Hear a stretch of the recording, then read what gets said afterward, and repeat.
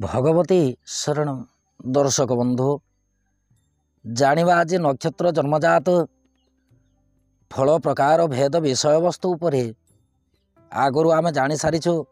अश्विनी नक्षत्र ठारू अश्लेषा नक्षत्र पर्यंत 9टी नक्षत्र रे जन्मजात व्यक्ति आचरण प्रकृति व्यवहार विषय वस्तु उपरे आज आम जानिबा मघा नक्षत्र ठारू मूला नक्षत्र पर्यंत 9टी नक्षत्र विषय वस्तु उपरे। दर्शक बंधु मघा नक्षत्र रे जड़े व्यक्ति जदि जन्म ग्रहण करती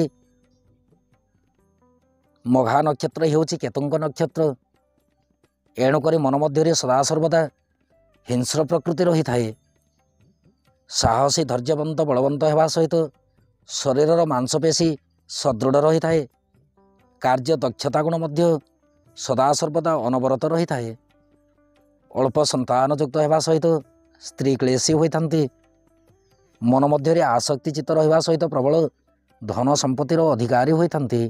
तत्संगे शरीर उपवान होता है जहाँकि ज्योतिष शास्त्र तत्व। दर्शक बंधु पूर्वा फाल्गुनी नक्षत्र रे जन्म ग्रहण कले जात व्यक्ति धनवंत होगा सहित प्रवास रही अत्यंत खुशी अनुभव करते। शत्रु पक्ष विजय प्राप्ति करने सहित शत्रुहीन हो जाती। कामिनी प्रिय एवं अल्प विद्यावंत होती। विशेषकर ज्ञानी मानी एवं कुलश्रेष्ठ होती।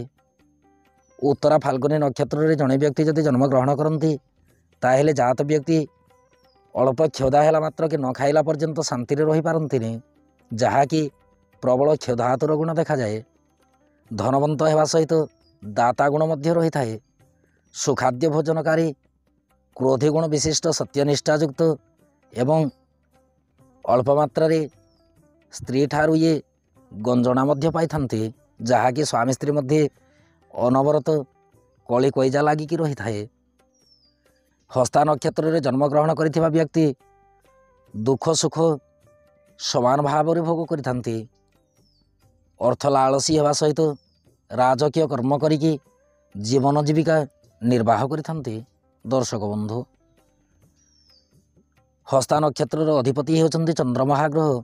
एणुक हस्ता नक्षत्र रे जन्म ग्रहण करिथिबा व्यक्ति सदा सर्वदा शांत श्रेष्ठ मनोवृत्ति रखा सहित अन्यर उपकार करने पछघुंचा दियंतिनि। चतुरता सहित कर्म संपादन करने हस्ता नक्षत्र जन्मजात व्यक्ति प्रबल मात्रा आग्रह रही थाए। नीतिवान होगा सहित शास्त्र प्रति प्रबल रुचि रहे। चित्रा नक्षत्र रे जड़े व्यक्ति जदि जन्म ग्रहण करती ताहेले चित्रा नक्षत्र मूल स्वभाव हेउछि विचित्र भावना मन मध्य जाग्रत करने स्वभाव। कहीं चित्रा नक्षत्र अधिपति होती मंगल महाग्रह। मंगलंक नक्षत्र रे जड़े व्यक्ति जदि जन्म ग्रहण करती ताहेले प्रबल मात्रा धन संपत्ति भोग करिथांती किंतु सौभाग्यहीन हो जाते। लोकमान्य होगा सहित सर्वजन प्रिय पात्र हो जाते। सदा सर्वदा भोग विलास जीवन यापन करने सहित हिंस्रुक प्रकृति मध्य रही थाए। साधारण कथार चिड़चिड़ा स्वभाव जात होगा सहित उद्वेगचित एवं चंचल मन जात हुए। दर्शक बंधु कीर्तिमान होगा सहित चित्रा नक्षत्र रे जन्मजात करिथिबा व्यक्ति कुलश्रेष्ठ मध्य होइथांती। स्वाति नक्षत्र रे जन्म ग्रहण करिथिबा व्यक्ति बहु धन उपभोग करने सहित रत्नादियुक्त होती। विलास व्यसन रे समय अतिवाहित होता है। देखा गले बहु कुटुंबी एवं धर्मपरायण होती। मधुर भाषी परोपकारी ज्ञानी सुखी एवं पंडित गुण रही थाए। मन मध्य प्रबल मात्रा धैर्य गुण मध्य रही थाए। विशाखा नक्षत्र रे जड़े व्यक्ति जदि जन्म ग्रहण करती ताहेले जन्मजात व्यक्ति अल्प सुख भोग करने सहित चक्षु रोगी हो जाते। शास्त्रज्ञ नीति विशारद एवं लोकप्रिय होती। अल्प मात्रा धन भोग करने सहित सर्वजने प्रिय पात्र होती। अनुराधा नक्षत्र रे जड़े व्यक्ति जदि जन्म ग्रहण करती ताहेले प्रफुल्ल चित्तधारी प्रवासी भ्रमण प्रिय मधुर आलापी शत्रुनाशकारी श्रीमंत धानाढ़युक्त अपव्यय खर्ची गुण सत्यवादी सहिष्णुता भाव परोपकारी एवं कामिनी प्रिय होती। ज्येष्ठा नक्षत्र रे जन्म ग्रहण करिथिबा व्यक्ति ପ୍ରଫୁଲ୍ଲ ମାନସଯୁକ୍ତ, ଅଳ୍ପ ଆଦାୟରେ ବହୁ ବ୍ୟୟକାରୀ ପଦ୍ମ ପୁଷ୍ପପ୍ରାୟ ମୁଖ ଦିଶେ, ଯାହାକି ଅନ୍ୟ ଜଣକୁ ଆକର୍ଷଣ କରିବା ପାଇଁ ତାଙ୍କର ଧୁରନ୍ଧର ମନ ମଧ୍ୟରେ ମାନସିକତା ଥାଏ। ବହୁ ସନ୍ତାନ ଯୁକ୍ତ ହେବା ସହିତ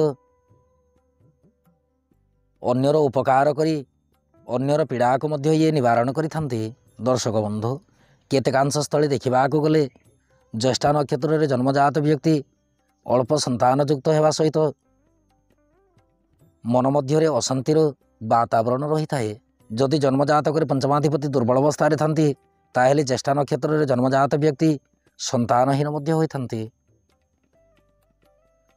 ନିଜର ବୁଦ୍ଧିରେ ଚତୁରତା ସହିତ କର୍ମ ସମ୍ପାଦନ କରିବା ସହିତ ବାଲ୍ୟକାଳରୁ ଇଏ ବିଚକ୍ଷଣ ବୁଦ୍ଧିଯୁକ୍ତ ହୋଇଥାନ୍ତି, ଯାହାକି କୁଶାଗ୍ର ବୁଦ୍ଧିଜାତ ହୁଏ। ମୂଳା ନକ୍ଷତ୍ରରେ ଜନ୍ମଗ୍ରହଣ କରିଥିବା ବ୍ୟକ୍ତି ବଳିଷ୍ଠ ଶରୀର, ବ୍ୟାକୁଳଚିତ, ସର୍ବବିଦ୍ୟାରେ ପାରଙ୍ଗମତା, ସର୍ବବିଦ୍ୟାରେ ଧୁରନ୍ଧର ଗୁଣ, ସନ୍ତାନ କଷ୍ଟ ଭୋଗ କରିବା ସହିତ ଅଳ୍ପ ମାତ୍ରାରେ ପରିବାର ମଧ୍ୟରେ ଅନାଦର ମଧ୍ୟ ଭୋଗ କରିଥାନ୍ତି। ଜ୍ଞାତି ପରିବାର ବନ୍ଧୁବର୍ଗ ମଧ୍ୟରେ ଆଦରର ପାତ୍ର ହୁଅନ୍ତି, କିନ୍ତୁ ମନ ମଧ୍ୟରେ ସଦାସର୍ବଦା ଉଦାସଚିତ ରୁହେ। ଦର୍ଶକ ବନ୍ଧୁ, ମୂଳା ନକ୍ଷତ୍ର ହେଉଛି ଗଣ୍ଡ ନକ୍ଷତ୍ର। ଏହି ଗଣ୍ଡ ନକ୍ଷତ୍ରରେ ଜନ୍ମଜାତ ବ୍ୟକ୍ତି କୃଶ ଶରୀର ହେବା ସହିତ ମୁଣ୍ଡରେ ଅଳ୍ପ ମାତ୍ରାରେ କେଶ ରହେ, ଯାହାକି ଚୁଟି ଉପୁଡ଼ିବାର ମଧ୍ୟ ପ୍ରବଳ ସମ୍ଭାବନା ଥାଏ। ଇଏ ଥିଲା ମଘା ନକ୍ଷତ୍ର ଠାରୁ ମୂଳା ନକ୍ଷତ୍ର ପର୍ଯ୍ୟନ୍ତ ଜନ୍ମଜାତ ବ୍ୟକ୍ତିଙ୍କର ଆଚରଣ, ପ୍ରକୃତି, ଗୁଣ ଏବଂ ଧର୍ମ ବିଷୟବସ୍ତୁ। ଦର୍ଶକ ବନ୍ଧୁ, ନକ୍ଷତ୍ର ଜନ୍ମଜାତ ବିଷୟବସ୍ତୁଟି ସାଧାରଣ ଅଟେ।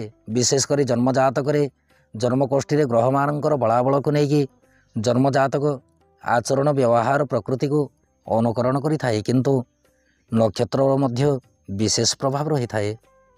ଏବେ ଅନୁମତି ଦିଅନ୍ତୁ। ନୌମା ଭଗବତୀ ଶରଣ।